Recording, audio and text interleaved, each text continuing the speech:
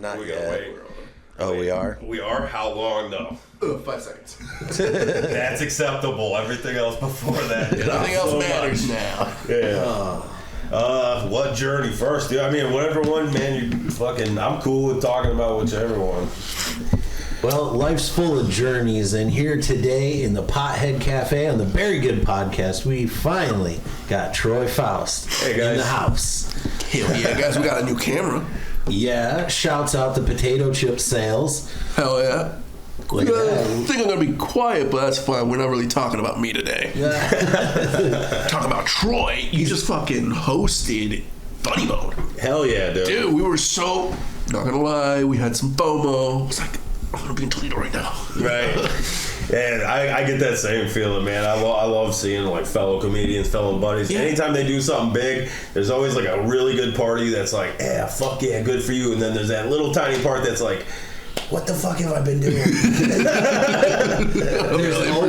There's always, and I think you probably do a better job at it than I do. I'm constantly on it since I'm more of the social guy with this end of things. You're the Jamie technical end. I like to stay under a rock. Because, too much FOMO, I'm all like, I need to go out. I need to do 5 mics tonight. Exactly. And it's everywhere. There's mics everywhere. I mean, we're recording tonight, and there's it's Wednesday night. You got the Roadhouse. Yeah, and McFarland's. He puts on a good room. Yeah, he does. We've linked up out there a couple of times, done shows. Andy's open mic. Yeah. Have you been out there since he did the panel style? Oh yeah, dude, that was thrown on me surprise style because I did not Us know. as well. Yeah. Oh, so it was a surprise. Yeah, we you guys showed up after months. We're like, ooh. Like if I knew that's what it was going into it, I would have been a little better prepared. Yeah. Not the place to try new jokes. Right. No, dude, I should have got the hint when there was 2 people at a 45-degree angle next to me. I was like, well, they don't usually sit like that. Yeah. But yeah, it didn't kick in until I got into the first joke and some dude was talking about fucking blowing another dude. I don't know. Something was yelled out that I was like, You lose complete. yeah. I was like, wait. Control. I'm like looking over, hey, what's going on here? They're like, you're bombing. You're like, oh.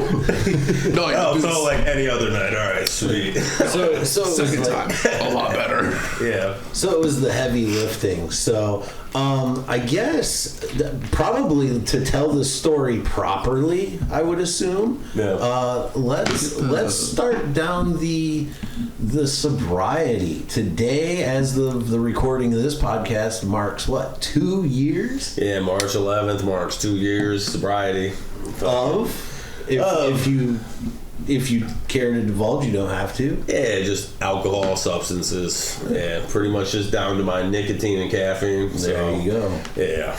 Gotta get those uppies. Yeah. Oh yeah, man. Especially, man, I'm working like 50 hours a week. And like prime summertime, it's gonna be like 60, 65. So how many Red Bulls do you do a day? 2. And first of all, I don't make money like that yet, so it's 2 ribbons.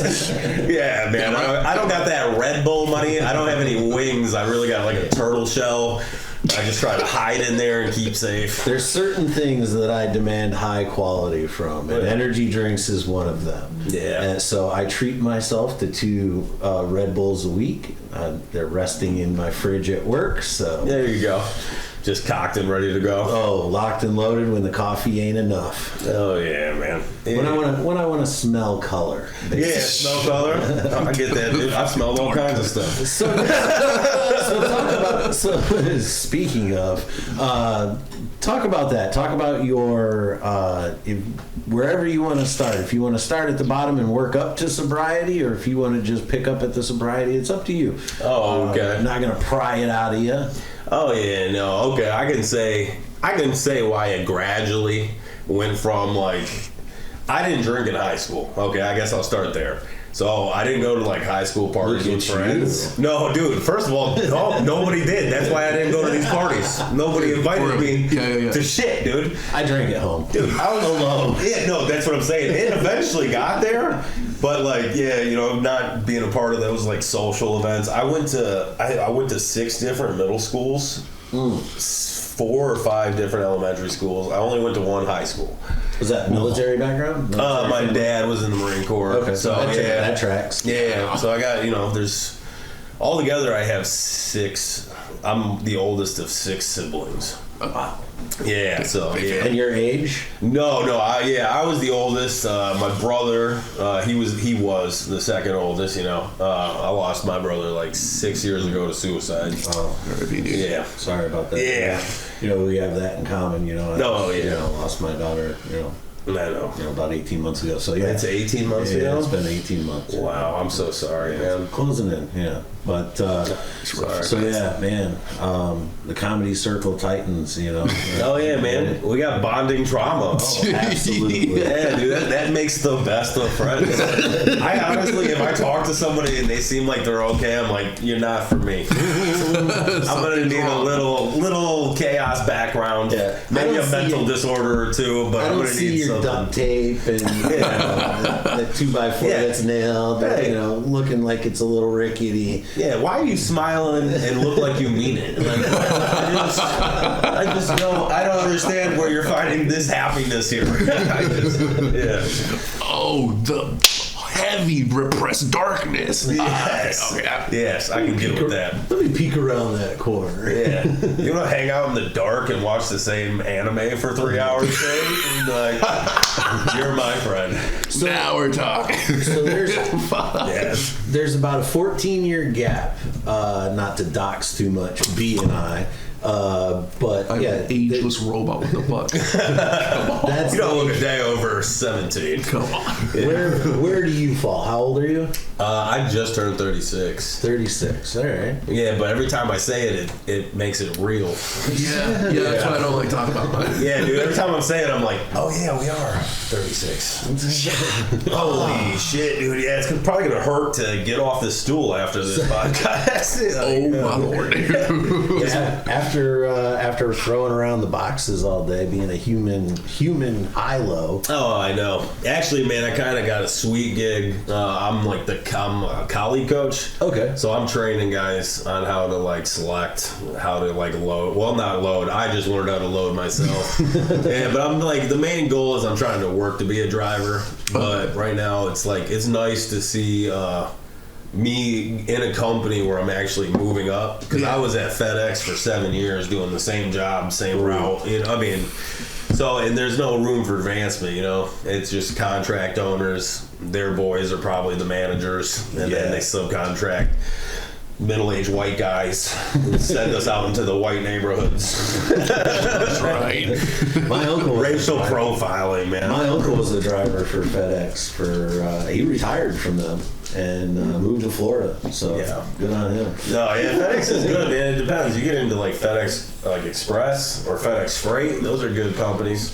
Those are you're a part of the company. You feel like family when you go in. FedEx Ground, you go in and they're like, get to your truck and get out. G stands for. Why are we making eye contact? Are you a person? Just because you wear our colors doesn't make you one of us. Yeah. Is that how that feels? Okay. So 34, you start the sobriety path. Yeah, man. It was March 10th. 2024. I was at Little Caesars Arena.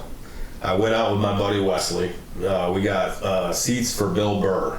Right. But the only tickets left were obviously we got nosebleeds, and I had literally the outside concrete wall on my back. Right? And I was at the moment, I was I was fucked up on all kinds of stuff. Obviously, having a great time. I remember what great times were. They weren't now when I'm sober. Yeah, being sober is great, dude. But I was fucked up. I'm watching, and I've always been a real big fan of comedy. I was always writing. I've been writing for years, just on shit that I would throw away. Yeah. It's only that the last 2 years I was like, let's keep some of it, and then let's try it out. And let's see if we're actually funny. And I was at first, man, I was doing stand up, bro. Funny, or was it the fentanyl? Bro, that was like, yeah, dude, that was crazy. I was just making jokes. No, you made that real for me. Shit. Okay. Yeah. No. No, go ahead. Oh, okay. We were waiting on me. I thought that was. We're peeking. Oh, yeah, no, that's this guy. Oh, we're supposed to be. Okay, I see what we're doing. I just saw red and was worried. For the fans at home, we're looking We at a do laptop. have to produce something. Yeah. We do live produce this show. Oh, it is live? No. Oh, I was about to say, what's up?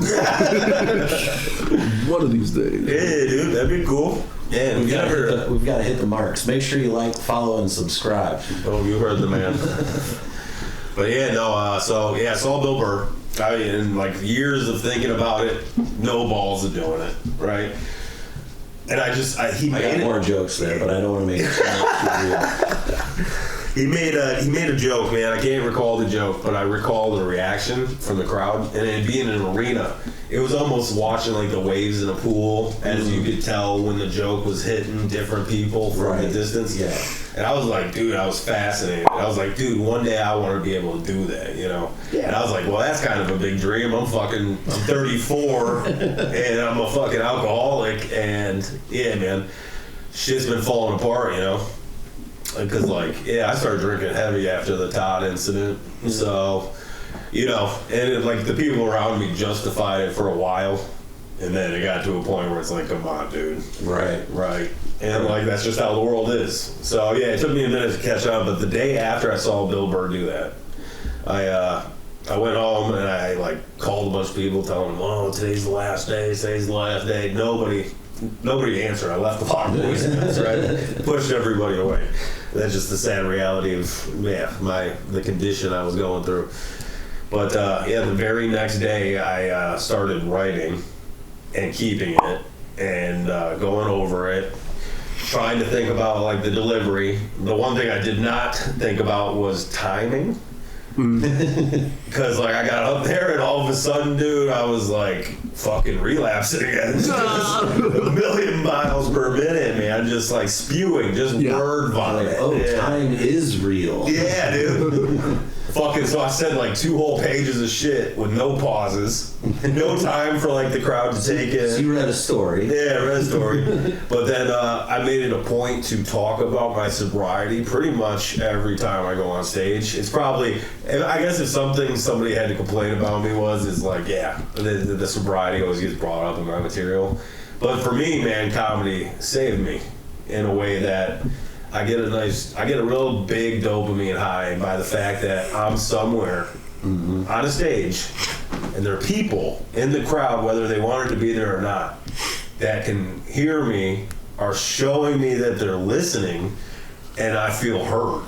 It's human connection, bro. Yeah. It's human connection. Yeah, man. And it's a beautiful It's not a screen. They're not just watching you through a screen. It's real human connection. Yeah, and it's a special thing. So, yeah, man, I talk about my sobriety all the time because for me, it's part of you. And, you know, part of comedy is being you. Right. And eventually I'm going to strive away from it. I mean, I'm not saying, like, I'm going to stop any jokes about sobriety or, like, you know, misdirects about sobriety, you know, build them up and then, oh, just kidding, guys, I relapsed. And then they're like, what? And I was like, oh, just kidding again, but I'll think about it. Needed to bring that material back. Yeah. Whoops.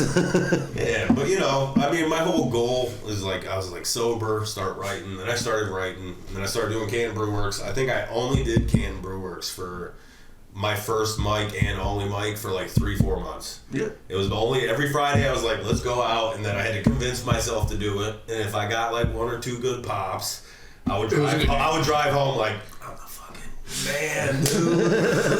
I knew I was funny. You know? And then but there was those other times where it's like I should stop. I was just like, you know how Canton Brew Works get sometimes, man. Oh. And it's one of my favorite spots. It's close, so nothing against you guys. No. It's Shouts just out Canton Brew Works. The way us comedians look at each other, dude, it's just like, dude, fake a smile. Fucking fake it. Wink. I don't know. Head bob. Give me a head bob. You hear me? Are you in there? That we had talked about that room before. Like, you know, those are some of the rooms where it's like going to the gym and you're trying to max the bar out, just get attention. Yeah. You know, basically, it's heavy lifting there. You know, I mean, it's a comic. It's a comics room. Yeah, you know. Yeah, I like it. It forces you to do I think that's the first place we met up. Yeah, dude, you were wearing a red shirt, and I made that dumbass Jake from State Farm joke. Yeah, and you're like, "Oh, I've never heard that." And I'm like, "All right, dick." This guy had original material. No, dude, fucking, that's Troy. The way you come up. The way you explain your come up, it's almost parallel to how I would see it too. Yeah, a little different. Starting in Seattle, so same thing. How is it out there, man? A lot more rooms with a lot of comics. Really? So saturated. A lot of. Oh no! So I know that exact look. The Canton experience, I was like, I'm home. I like it. Yeah, man. Because now I didn't like. Love going there to like really work those muscles because you go home, you're like, what am I doing? Right. I gotta write more. That's exactly what we gotta do. But then you got a good fun time at like R.I.P. Detroit House of Comedy. Yeah. Dude, people are going there to laugh. Yeah. Dude, it's like, oh, I had a parachute on earlier. I had weights on. You guys like it. Right. So dude, it's that fucking contrast, man. The creme brulee, if you will. Right, yeah. Like if your will can stay there through the comic rooms, like in front of crowds, you'll destroy. I like that, dude. It's so true. And if you can, and when you get those in front of those rooms that are wanting to laugh, you ride that energy better. You know, it brings different life to the set. Like you can go up and do a set, you know, heavy lifting. You know, you're trying to get reactions out of other comedians. You know, the look we just discussed. You know, get the noise, as Dave Crumbly says. Get the noise. Yeah. That's what you're striving for. Get the noise, at least from someone. Yeah. You know, get the noise.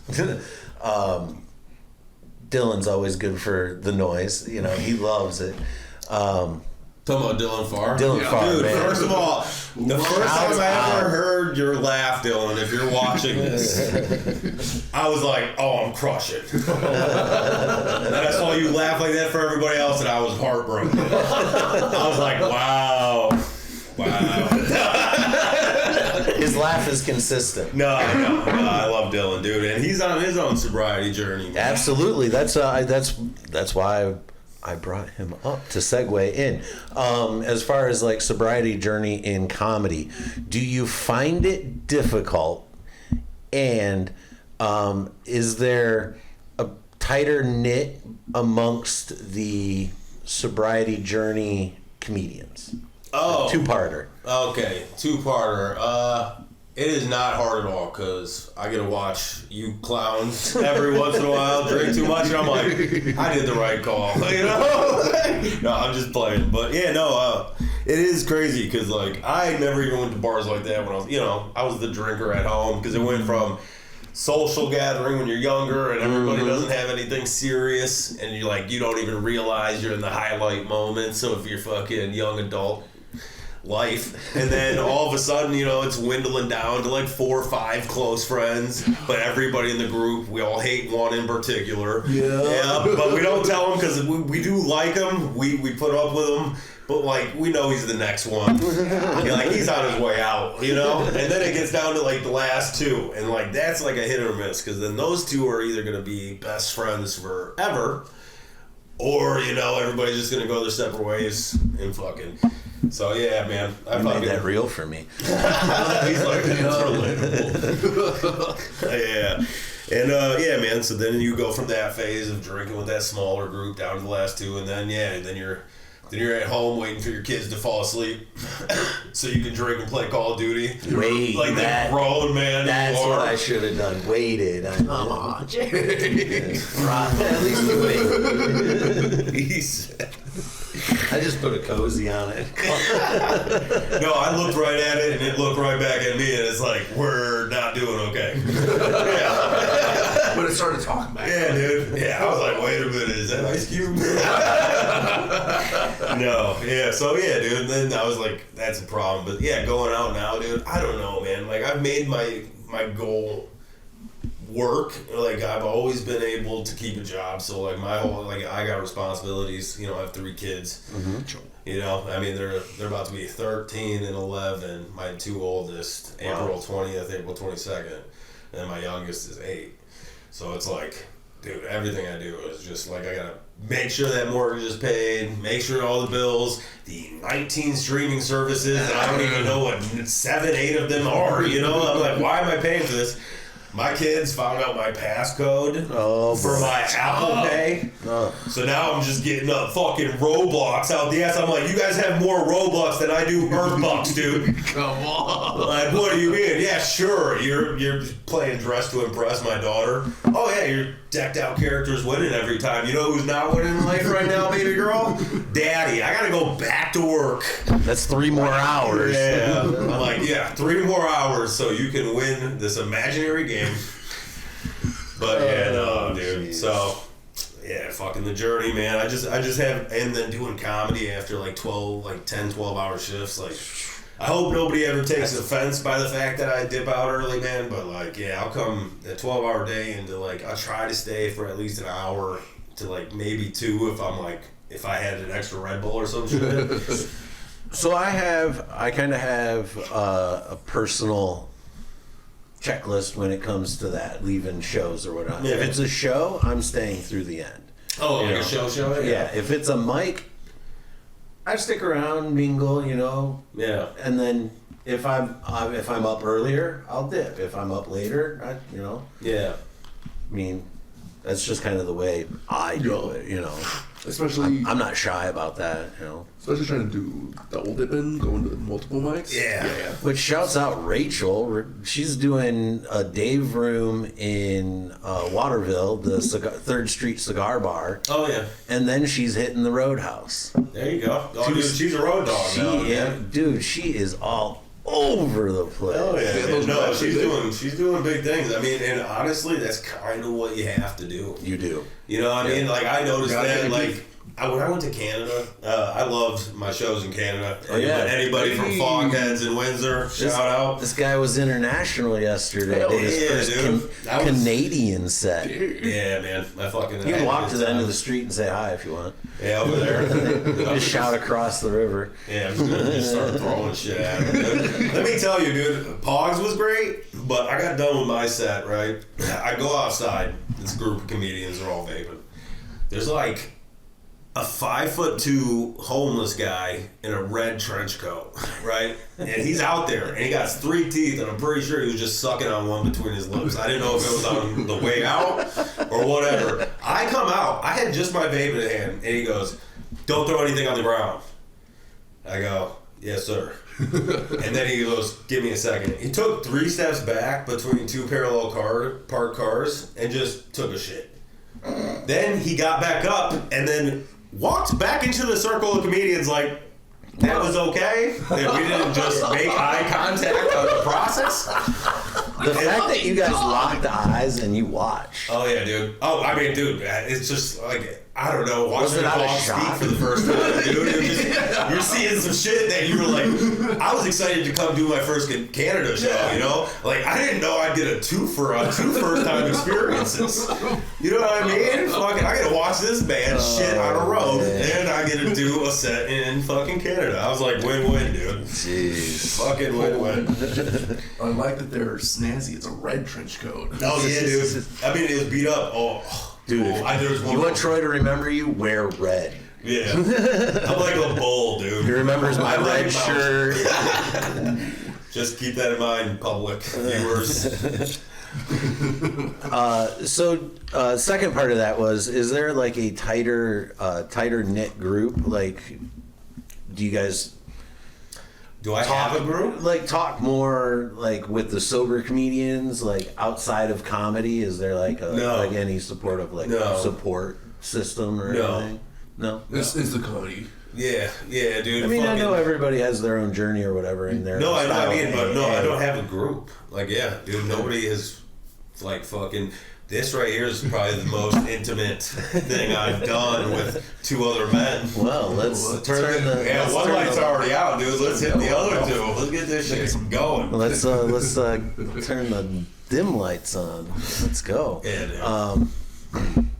So yeah, that's just interesting. I mean, just in knowing other comedians that are on this journey, and they're not like, I'm sure you guys like know, who's kind of like on the journey or whatever, but like having like-minded support. Oh, you're talking about that? Yeah. I haven't really ran across too many comedians. Not like a comedian AA group or whatever. Yeah. The AA circle. Yeah, I mean, you could almost do like a pass the mic thing, because you'd all understand the jokes. You'd all be able to joke about it and get it out, if you can't do it on stage, right. Or something like that. But I don't know, just a thought, tangent thought. Yeah. No, there hasn't been usually we don't just go out and say it. Obviously in my sets I bring it up all the time, but like I was saying before, man, I do that for me, really. It's almost like a reminder, like, hey, man, we're doing the comedy and talking about sobriety. So, we're kind of knocking it out. Like, 2 birds, 1 stone. I knew I was going to remember that. I know, I fucking nailed it. I was about to say, fucking 1 bird, 2 stones, but, then I would have fucking hated that bird. You know what I mean? Like, if I hit it the first time, and I'm like, let's just make sure. Yeah. Jeez.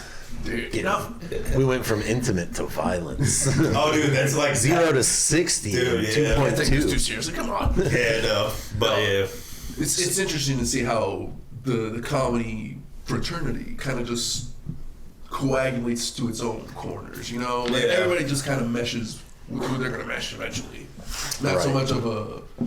I didn't realize it was like that for the longest. But then again, I'm oblivious to so much.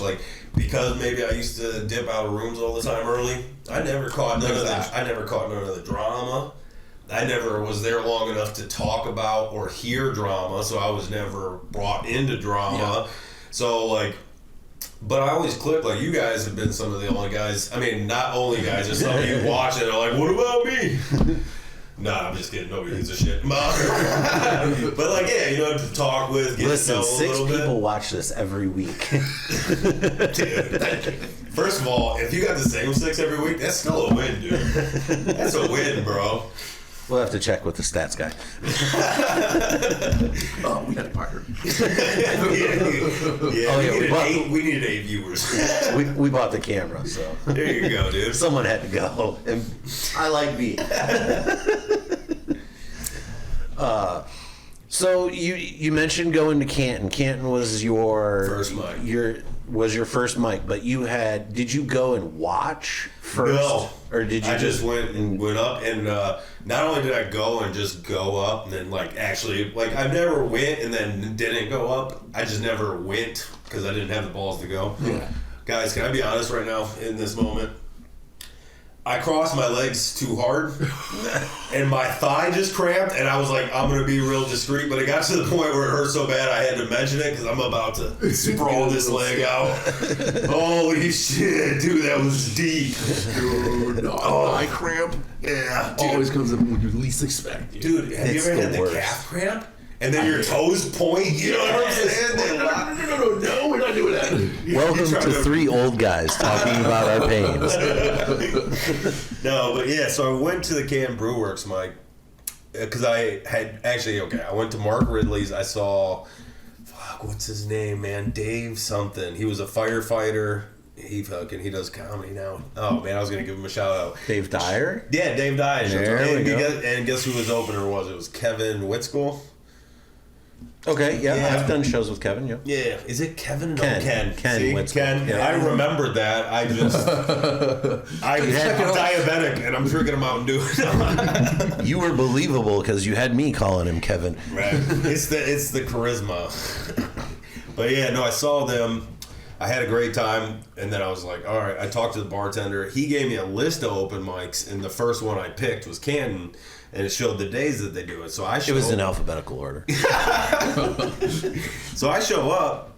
They were doing that Let's Book Brandon show. Brandon Mullins. Yeah. That was your very first That was my very first mic. We met at his very first mic. Yeah. That's why he came with the original Jake from State Farm. Yeah, dude. I didn't know any better. I was just like... That was my first Canton mic as well. Was it? Yeah. Oh, okay. Because you've been doing it how long now? Not much longer than you. I started in August of 23. Oh, okay. So... About 8 months before me. Yeah. My style, I was interested. I wrote a joke. I probably will never tell it on stage. And I decided that I was going to try stand-up comedy. And I started going to RIP, Detroit House of Comedy. And I watched. I probably went for 4 weeks or so over the summer. Yeah. Watched and got to know those guys up there. And once I found out how their process worked to get on the open mic, signed up. And once I got on, it's pretty much been full gas since then. Hell yeah! I got at least one left. That's the goal. I have a low bar, dude. one laugh and I keep going. So Dylan will be on tour with me.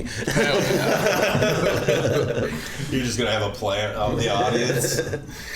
No, that's awesome. Hey man, speaking of those laughs, when we just went and did that Toledo Spirits a couple weeks back, right? Mm-hmm. That dude in the front row. Oh my dude, That's a callback. Like, dude, even dolphins would have been like, or whatever the fuck dolphins say. Was he? Yeah. But the laugh was so great. I was like, you keep laughing like that, I'm gonna take you home. I think his buddy, his gay partner, he did not like that, or maybe he did. Who knows? I tried not to make eye contact with him after that. Oh man. So Canton, so you did the Let's Book Brandon with shouts out Brandon Mullins. Hell yeah, shout out to Brandon. And the Detroit Motor City Comedy Festival. Make sure you get your submissions in for that. I'm sure the early bird submissions has ended, so yeah, something like $35, right? Something like that. I don't quote prices online. Check their socials for sign up details. We paraphrase on this show, guys. Yeah. We are a news network. Credible. We're still working on that. I would not trust us three. What about you? Depends on the job. How long you been doing stand up, bro? Been around since I started 2020. Yeah. Started January and like he started COVID. Yeah. I bombed so bad at Seattle Underground. Next week they're like country is closed down. Wow. We're fucking around, right? The comedians are gonna still be open? Yeah. No. So, clearly we're not essential workers. Yeah. So I was like, maybe I don't go back. But 2021, I was like, I'm going back. Yeah. So since 2021, I'd say pedal to the metal. Hell yeah, man. But and you said you came back to Michigan when? Moved out here. Yeah, you had a couple change of sceneries in there. So since I started, you're more traveled. Yeah, since I've started, no, just from Seattle to Michigan. Yeah, that was 23. Oh, okay. So winter 23, I was starting to get my legs out here. Oh yeah, and I think by like that first year, like I started getting everybody. I'm like, all right, these people I can follow to like hit a mic. These people. They're the crazy ones. Getting reads on everything. Yeah. It's high school. There's clicks. I thought, the last time not the last time. The first time we met, I think it was at Grizzlies. Darren Lewis' show. Oh. Yeah, he was there without you. Yeah, I remember because I think he brought him up.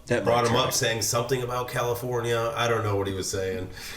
But I was like, that's how I remember. Yeah. In front of the dartboards at Grizzlies. Yeah, big old white light on me. I'm like, I'm actually, man, I'm doing a show there with Darren. Yeah, let's plug that. Darren Lewis is putting on the highly offensive comedy show with you, and who else is on that? I don't recall right off the top of my head. It's me, Clay, and a guy I've met him a couple times. I think his name's Lo.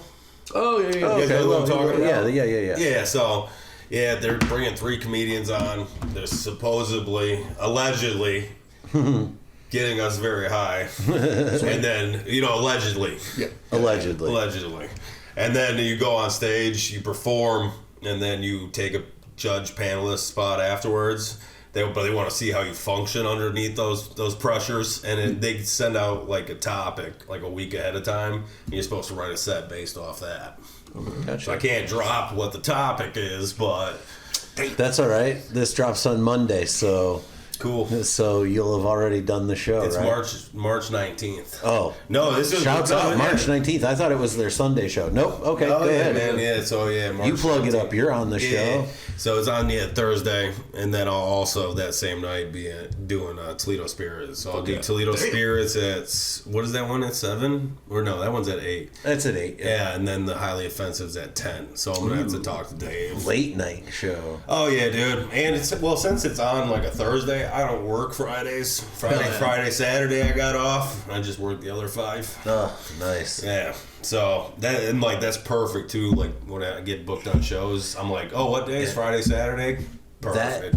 That's the ideal schedule. If I could work that, I'm stuck Monday through Friday. Yeah. But still have a little bit of flexibility, for the evening. I at least get the not quite banker out, not quite 9 to 5, but we'll call it 9 to 5. Yeah. So, banker hours work good for making a lot of things, though.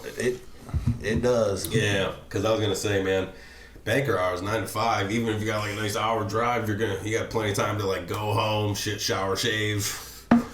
Well, I guess not shave unless it's the top of your head. Depending on which direction I'm going, though, to drive, not to dox myself, but to drive from work to back home to drive back out north is kind of, especially with things in the world these days and gas prices. Oh, dude, the gas, bro. $4 a gallon almost. Yeah, dude. Yeah, that's cheap in Cali, bro. Yeah, what are they paying? Almost 8? I don't know about right now, but when I left Seattle, it was like $5.20. Oh, that was 2023. Wow. I mean, here we are bitching about gas prices, but what are we gonna do? Walk? Oh, dude, no. But you know what makes me feel better? It's bitching. It makes me feel better about it. Kid doesn't do anything. No. Is there any real need or point? No. Dude, does it make me happy? Yeah. Is that how I communicate? Yes, as well. Nice. Yeah. So we talked a little bit before. I'm sorry. No, you're good. The other thigh. Bro. Dude, look, guys, I know it looks like an act. We're going to have to get him some orthopedic, seat for the next time. Dude, yes. I'm going to go to Planet Fitness, get into one of those massage chairs, but I'm going face That's first. That's an unpaid sponsor. Planet Fitness is not a sponsor. It's an unpaid plug. Yeah, but if you're watching, you could sponsor us. Hey. None of us look like we go there. But we can do this. It'd be a perfect before and after for them. You know? Oh, there we go. They're like before and a year later on the show, they're like, they've gotten bigger. We need those numbers to get bigger. We said the ratings, not your weight. Like, okay. We almost had 9 viewers. Leave us alone. So we talked a little bit before about speaking comedian, and you talked a lot about what I call the science of comedy. You called it the balloon. Oh yeah, talking about the talking balloon about effects. all of that. Yeah. Did you study that, or did you? Oh just, no, man. Is this just you're kind of this is Troy University? No. I cannot take the claim. I can take the claim that I did study it. Okay. I think I said earlier, guys. When I'm up there, I'm almost I almost try to be more of an engineer than a comedian. But I try to familiarize myself with it, and then I'll break that shit down to the basics. So when I'm writing sets, obviously we all go to open mics, we try out the new bits. You might pop off 6 to 10 new little quick one-liners, or maybe you'll have a story where you got a couple different punches, and then you end on a way bigger punch.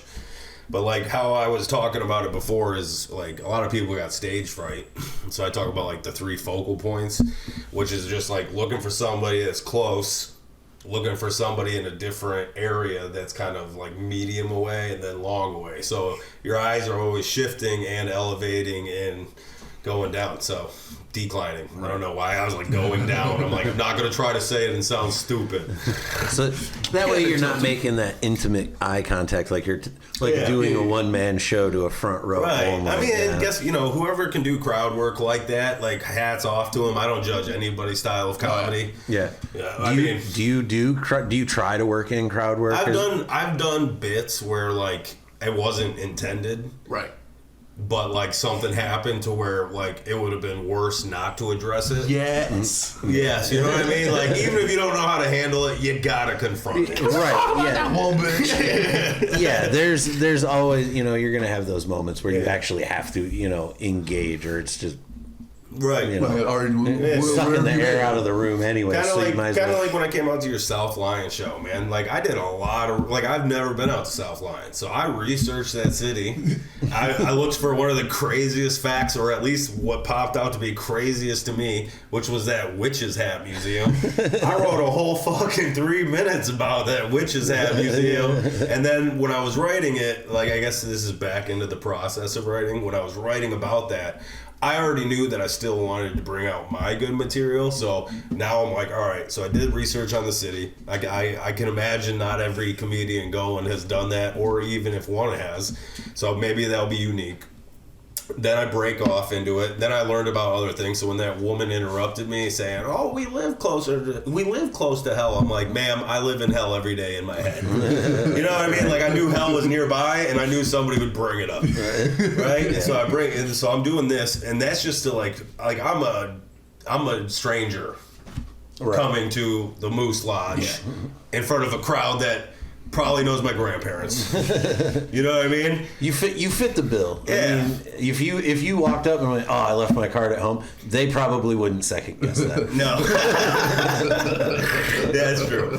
But no, I love the Moose Lodge, man. And when I did the whole city bit, and I just do that to familiarize myself with the room. And then once you familiarize yourself with the room, then you got to kind of come up with a creative way to segue into your plan material already. But if you land the segue and it seems almost like a fluent motion from, "Oh, look, I know about you guys. I'm not a stranger anymore. Okay, learn about me. Now here's a little bit about me," without saying it's about me. And it's just like, the smooth transition from joke to joke. And like I was saying prior, man, like Mitch Hedberg, other guys that were good at one-liners, like their jokes didn't need to connect. People have a real talent for it. I'm not one of those guys, but I'm pretty good at just segueing a whole set so that it flows.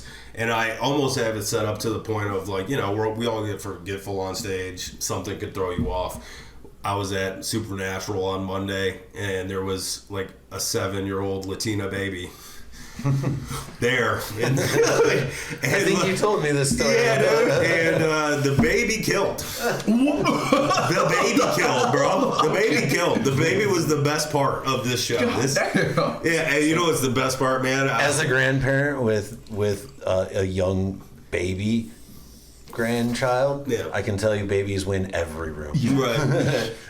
That's a high bar you'll never win. Yeah, dude. Baby killed, and then like everybody that incorporated the baby that killed, right? No. I did not incorporate baby. I missed out on baby potential of crushing this. Dude, this is like running for election. You got to kiss the baby. You got to bring it up. Yeah, well, the baby didn't make noise before I got up, and then the next person got up, and the baby like he was doing his joke. The crowd didn't give him the reaction he wanted, but the baby did. And then then the crowd was going. I was like, this baby's killing me. And I was like, I didn't even know that baby was there. I just made a bunch of dick jokes. You know what I'm saying? I was like, somebody should have like Simba'd that baby to me. Just like, age, hey, just so you know. Still got the baby. At this age, they don't know. Yeah. But what I've gone into some rooms, and they're like bar and dinner type places, and you have a show. You get that iffy age. Yeah. It's where they could be watching, rated M for mature TV, or still watching, Nickelodeon like I do. Yeah. Again, Nickelodeon unpaid sponsor. Yeah. But how do you? So you have a set prepared. Yeah. Do you find that transition to be like, oh no, dude, you just roll? Oh, dude, my favorite thing. That's the thing. Like those. You guys, just lean into it. Oh, dude, I like if I know it's there, it's like I almost take it as a challenge. I'm like, how do I relate fucking Witch Hat Museum and making jokes about horny fucking, you know what I mean? What's the male witch again? Warlock, a horny warlock, And then how do I go in? Oh, by the way, that's why I stopped drinking alcohol. No, the fucking one horny warlock later, I'm like, never again. No, but yeah, I find it as a challenge, man. Like, how do I transition these 2 points? It almost seems impossible, but dude, it makes my brain think. Yeah. And I'll be like, I don't know, man. I'm not trying to toot my own horn, but a lot of shit comes easy to me, where I don't got to think about it. And when it comes to comedy and realizing how the jokes are structured, and even knowing how it is doesn't make them great. Right. Yeah, it's just repetition, and I wish I had more of it, but. And you had mentioned. Well, let's talk about repetitions. That's something that I've found now is at this point in my comedy journey, the things that I've found that I need to work on, I'm just still using a majority of a base set. Yeah. And just trying to still work those different elements.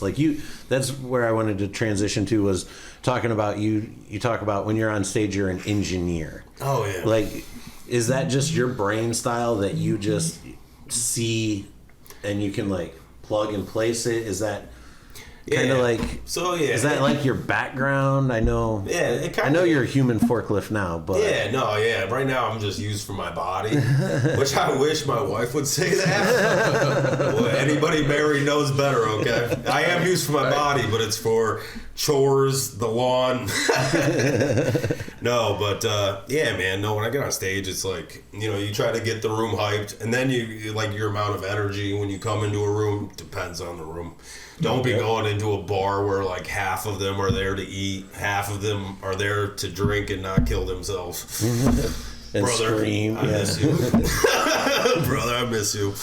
And because we've all been there, but you can't be hey, what's going on, guys? And they're like, dude, I'm pretending to watch Fox News. Shut the fuck up. Yeah. So. I was losing it. So you come in with the right amount of energy. Then I like to say, I think I was talking about it earlier, when you want to slow roll, you want to kind of give an icebreaker to a nice little pop right off rip, to be oh, he's on stage because he thinks he's funny, right? So you just kind of give him that confirmation, and then you slow roll into it. So most of these people have never seen you before, especially us on our level. You know what I mean? Right. Even if they've seen you, are they going to remember you? And it's not because you're bad, but it's because we all see so many different kinds of people. Right. So, where I felt like that was really on a good point right there. So, wait, what was I saying? Familiarize. Damn. Slow rolling. Oh, slow rolling, yeah. So you want to kind of get them, let them get to know you. You know what I mean? They don't know you. Try to familiarize yourself. So like I said, that one joke, I bring up my kids, and I just talk about stuff that's relatable, about the kids to people that even if they didn't have kids, they got nephews and nieces. Yeah, right. You know what I mean? Or they got this or that. So most people know a young person. Right, yeah. So somebody knows a baby somewhere. If you know that baby from Supernatural Brewery, I think they deserve money. But man, they're headlining next week. Oh, are they? Just a lot of kills. Damn. Okay. This is the second time. Another Charlie horse? Oh no! Jay, trying to kill us with these chairs. It came at the perfect time because I was like, what were we talking about again? No. But being personable, no, you were talking about just being an engineer on stage, slow rolling. Oh, yeah. And then when you get a slow roll, then you do a quick misdirect. So mine's about being a loving father, spending quality time, and then it goes into a line where it's completely offsetting. Yeah. Nobody thought it was going to be like that. And then once you get that nice pop, you do a couple more that are a little quicker just to keep the jabs in, keep it rolling. Tags. Tags. Just keep that shit rolling.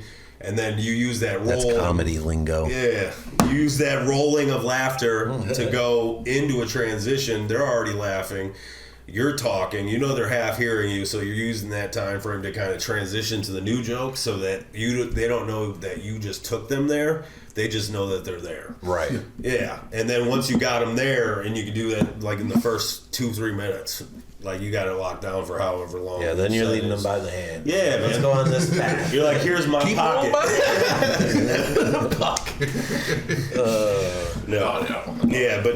So it's just like that, man. And it's just like, you don't want to divide the room.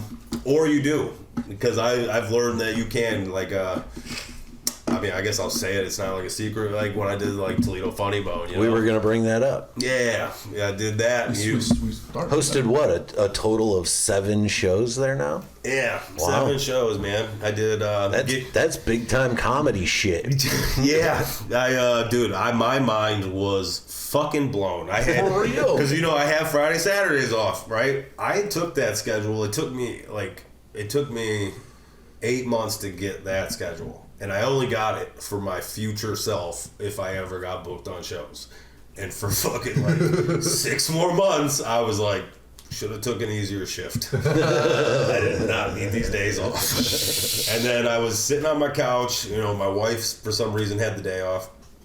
I'm just sitting there, and then I got a message. I won't say from who, but, I just got a text message from somebody at the Funny Bone that just said, are you able to host some shows? And I'm like, oh, okay. I was like, yeah, First thing, they didn't ask if I've ever hosted before. Right?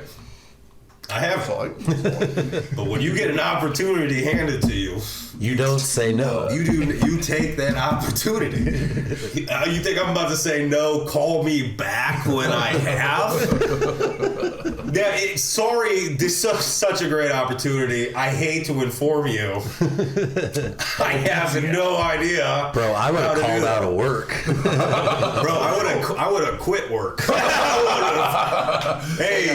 Hey, Teamsters, thanks for this great opportunity. But I'm about to make like $200 a weekend, so I'm gonna have to turn down your full week paycheck.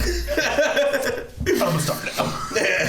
Dude, I've had those delusions. Don't worry. No, dude, if I didn't have responsibilities, that would be like the dream to chase. But right now, I'm gonna have to plug away at both until. I'm telling you, that's the one regret. Start sooner. That's what I tell younger comics. Start sooner. As soon as you have the thought, start. Right, yeah, before you buy a house. Before you decide kids. not to pull out. You know what I mean? You're going to have to do this before these things. Yeah, because otherwise you're going to have some speed bumps. Yeah. Kids are amazing. Kids are amazing, but if you guys are trying to chase your dreams, just wake up and put a condom on. Even if you don't know that sex is coming or if it's not coming, wear one at all times. So to kind of bring it in, after hosting the shows at the Funny Bone and all that fun stuff, what would you say are your top 3 things that you, as advice, that you would give to either fellow comics or new comics? 3 things. Well, one, to fellow comics, if you have like certain places that you always go to and you don't venture out to new places despite your car situation or like relationships or friendships with fellow other comedians, and you're like, oh well, I see that they're going, I'm gonna cancel. Right. And I've only heard about it. Maybe people do that for me. I honestly don't know what most comedians think of me.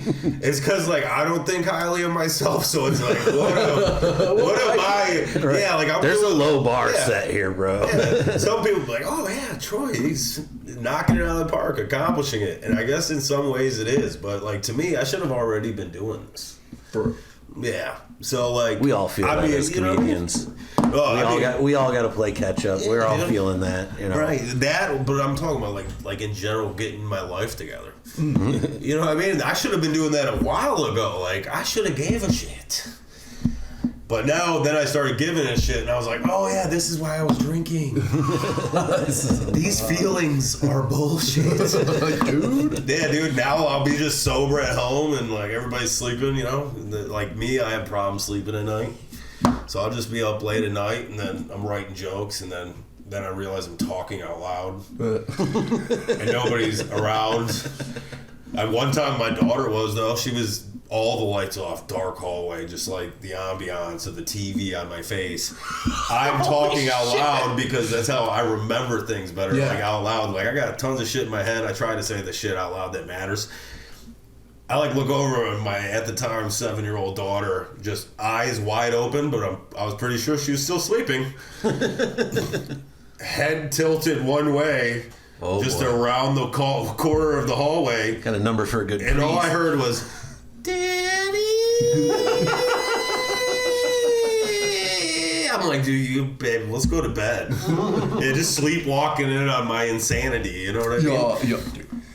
But yeah, to branch back, so the first advice, wow, that was I branched into that off of somehow like, go to more mics, guys. Please go to more mics. By the way, I'm insane. Hey, we all talk to ourselves. Yeah, you just can't answer. Yeah, but sometimes that's my problem. Fighting your sleepwalking child. Yeah, and then like advice to new comics, like don't be afraid to bomb.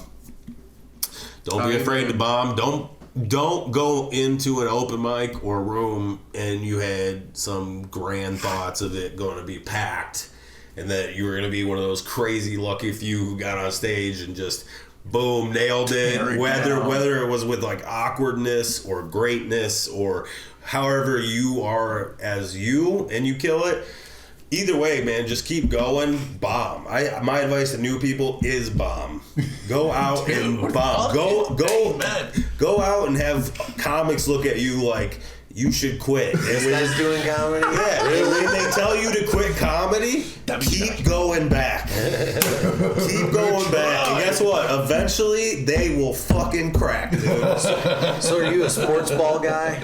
A sports ball? Yeah, you like sports? Oh, yeah, I like sports. So, like, with comedy, I always like to equate it to one of the like measurable skills. I guess it's measurable, but in like the NFL, availability is an ability. Yeah. Like the more mics you hit, or the more people you're going to be in front of. You don't know, getting into comedy, you don't know who the comedy bookers are, and that's things you learn, you know, down the road, you know. So making yourself visible and being in those rooms, you know, be nice, say hi to everybody. Oh yeah, dude, be approachable. That's one thing I had problems with, because like, if I don't do anything with my face, 1 second. Oh my god, the RBF? We got the RBF, bro. Yeah. This is just, I'm happy right now. Yeah, this is I'm having a great time. Yeah, this is fun. You did just come from your Botox appointment, so. Yeah, but I got that in my ass. Fucking shit's been sagging up, dude. These BBLs ain't holding themselves up. Tighten it up. Charlie horse, bro. Tighten it up. Dude. Yeah, it's so, yeah, man, that's the words of advice. And like, the reason I said the whole host thing about Toledo is like, you got to take those opportunities. 100%. I don't think I've done, like, I never think of myself highly in the aspect of comedy. I do always think that I'm grateful for the opportunities, grateful for the little like strides of luck I've had. You know, I'm grateful for the few friendships I've gotten out of comedy. Like, you know, the people that I kind of like gravitate towards. But yeah, man, like take the opportunity. And like what I've learned from those like seasoned comedians like Michael Yo and Rudy Pavich. Sorry for the name drops. I'm just hey, drop them. Yeah, man. Katie Hannigan and Mike Vecchione. Sorry, I said Vecchione once. I was hoping you didn't hear it. I doubt you're watching this. We'll tag him. Yeah, He's like, I'm gonna watch an hour of this, dude. Like, he couldn't even get my last name right. But those guys, they're humble, man. You know what I mean? Like, I never had like a secluded green room experience like that. You know, like Toledo Funny Bone, not only does it like take care of, you know, it's like people, it's customers, you know, it takes care of the comedians, you know what I mean? The staff there, I don't know how that staff works the way they do, dude. Because they have to bring these guys, this crowd in, get them their food and drinks as fast as possible, put on like between the, you know, the host, the opener, and the headliner, you put on like an hour and a half, 2 hour show. They have to make as much money from drinks and food as possible, but they also like, dude, like they're hardworking. Like I've watched 3 of them almost get into fist fights. Not their fault, dude. You know what I mean? Just holding it down. Yeah, just unruly people. Yeah. Yeah, dude. There was battle on the battlefield. Yeah. So like, I have to give props to that staff, man. And I can give a little insight to that. What's that? I actually worked the door for Detroit House of Comedy for a short period. Not only so it is a lot of work because in between shows you're rearranging, vacuuming, you know, there's a lot that goes into it. Changing the tablecloths. You know, the club staff is definitely the unsung heroes of all those comedy shows. Yeah, man, and they're cool as hell, man. They're cool people. Like, a lot of them tend to be comedians themselves, or they're around the comedian scene enough that, you know, they're one of us. Oh yeah. You know? Oh yeah. I felt like if a club makes you feel like family when you go, then you know you're at a good place. Yeah. So yeah, I felt man. Even though it was my first experience, you know, I let them know too. You know. Like, I let Toledo Funny Bone know right when I got there, because I remember I called you and Andy McFarland. I'm like, give me some tips on how to host. No, neither of you motherfuckers answered your phones. I get in there. I go... Dude, sweating bullets. Yeah, man. He's like, they didn't answer. I did call back. Yeah, man. So I was asking at Funny Bone, just like, you know, they had their DJ. She's one of the most amazing people you'll meet, dude. She's literally like, I introduced her to my wife, you know, like they were cool. They were getting along. She was very nice and sweet to her. Dude, she was I'm beyond grateful for her. I don't know if she wants her name on the podcast. That's all right. Shouts out the DJ, man. Shouts out the DJ. Sound booth. I mean, dude, she's awesome. So I told her, I was like, hey, I haven't done this. And it was about 20 minutes before the show. And she just gave me a kind of a layout, dude. And I went out there and I'm no headliner and I'm not quite a feature yet. I'm almost there. I almost got that 20-minute set locked down. But right now, I make for a pretty good fucking host. Damn right. Yeah, dude. Yeah, like when I get out there, I know that I'm not the main focal point. You got the return call. Yeah. You got to ask them back. Right. I know there was probably a bunch of people that saw me on that first one and goes, wow, he was lucky as hell. You know what I mean? I'm like, yeah, anybody can get lucky. And then that second show, I'm like, you can't doubt the second one. It's like, you can't doubt the second one. So yeah, dude, it was fucking man. I went out there, dude. It's just like that was one thing I was always good at when I was drinking. I got the room going. Yeah, it was I got the room going till I shut down, and I could shut down a room real quick, dude. But now you can do it without the substances. Yeah, man. So that's 100%, right? Right. So yeah, congrats on the 2-year sobriety journey. Double congrats on the hosting gigs there at the Funny Bone. Thank you, man. Other than Darren's show, anything coming up on the calendar for you? This episode will be dropping on the 16th. So anything St. Patrick's Day on? Yeah, nothing on St. Patrick's Day. Fucking, I mean, I trust myself around beer, but if I see some green beer, green beans go. You know what I mean? So, but yeah, on the 19th. Get this guy on an open mic on St. Patty's Day. Yeah. Fuck it. I'll just be crying into an empty glass. Put some green dye in there. I'll shot it. I just meant for that one joke you just had. It was good. Thanks, man. But yeah, I got 2 shows on the 19th. I got the Highly Offensive by Darren Lewis, and then I got Dave Crumbly, Toledo Spirits. Shouts out Dave. Yeah, dude, Dave, King of Toledo, man. Oh, absolutely. Toledo King. Fucking, I think I've heard everybody say it. Not once have I not believed it. So.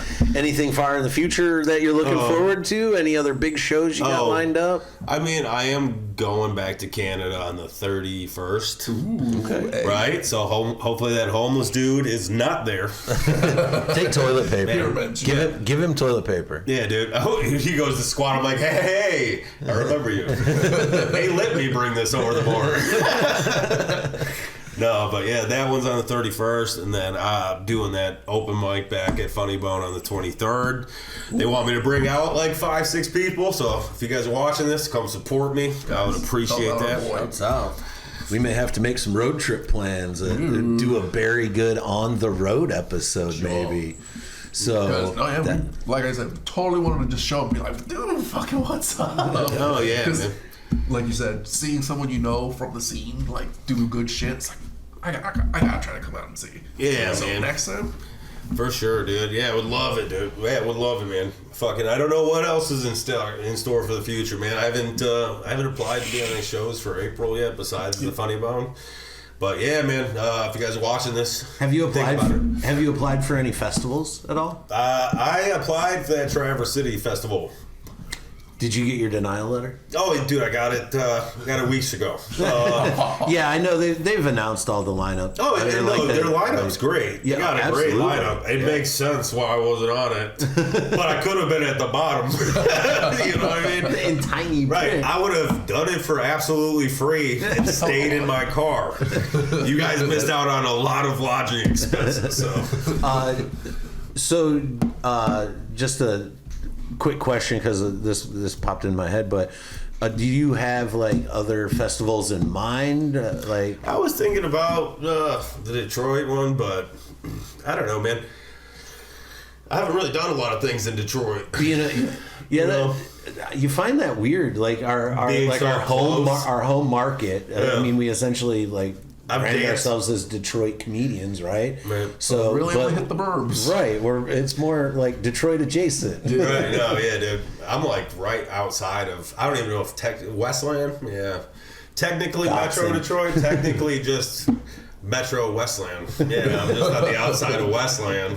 Detroit's pretty far away, but yeah, I never got to even do the Detroit House of Comedy, stuff like that. But I think that would be great to get out there and start to get to meet a lot more of the Detroit comedians. I actually just started applying to festivals this year. Yeah. Like, I applied to free ones last year. Yeah. I actually paid for a couple this year, so yeah, we'll see how that goes. Right. Fingers crossed, like that'd everybody be awesome, else. Man. If you got that. Yeah. But yeah, the Detroit scene, we try to get out there as much as we can. I have some.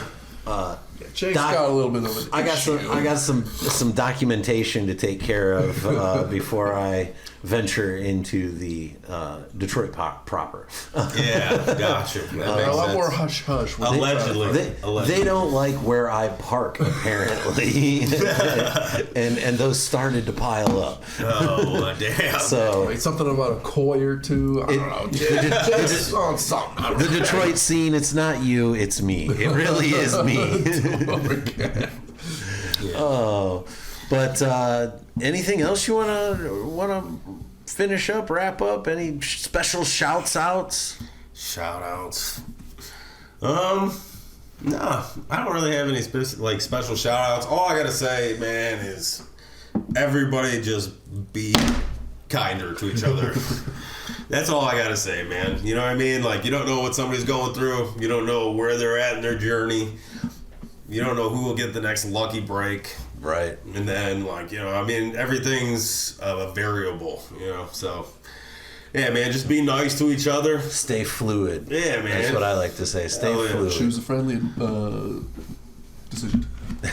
Right. I'm fucking tired, guys. I'm sorry. No, you're cool, man. Yeah. This guy plugs the double dad duty, sir. So Yeah, that's where I'm going. Yeah. and then I got the 9 to 5, got to clock in tomorrow. So Yep. but I'll be working tomorrow.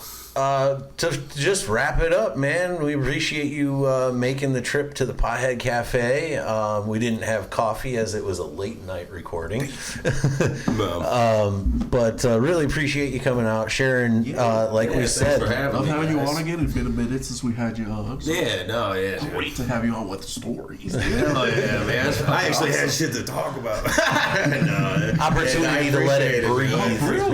Well, that you came out, man. Thanks for taking the time. Man. Hell yeah, dude. Yeah, this has been a good time, man. Hell I yeah. haven't had a good times like this in a minute.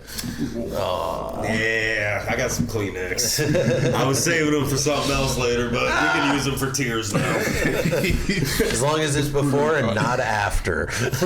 No promises. Don't ask about the crunch. Any finals? I don't really have any other finals other than to plug the Moose Show coming up on the 28th. We'll be out there for another go around. Come on out and see us. We've got a pretty stacked lineup. And also special shouts out to Green Acres, my favorite dispensary downriver, for getting us to the level we need to be. Thank you. Awesome. See All you right. guys. And as we always say, do a thing, say a thing, make a thing. Just might change your life. Guys. Cool. Thanks, man. Yeah. Man, that was a We good one. we went everywhere. Yeah, I like that. we covered it all. Yeah, dude. I think And we didn't hit our normal bullshit. We could have talked to you about Pokemon for 3 hours.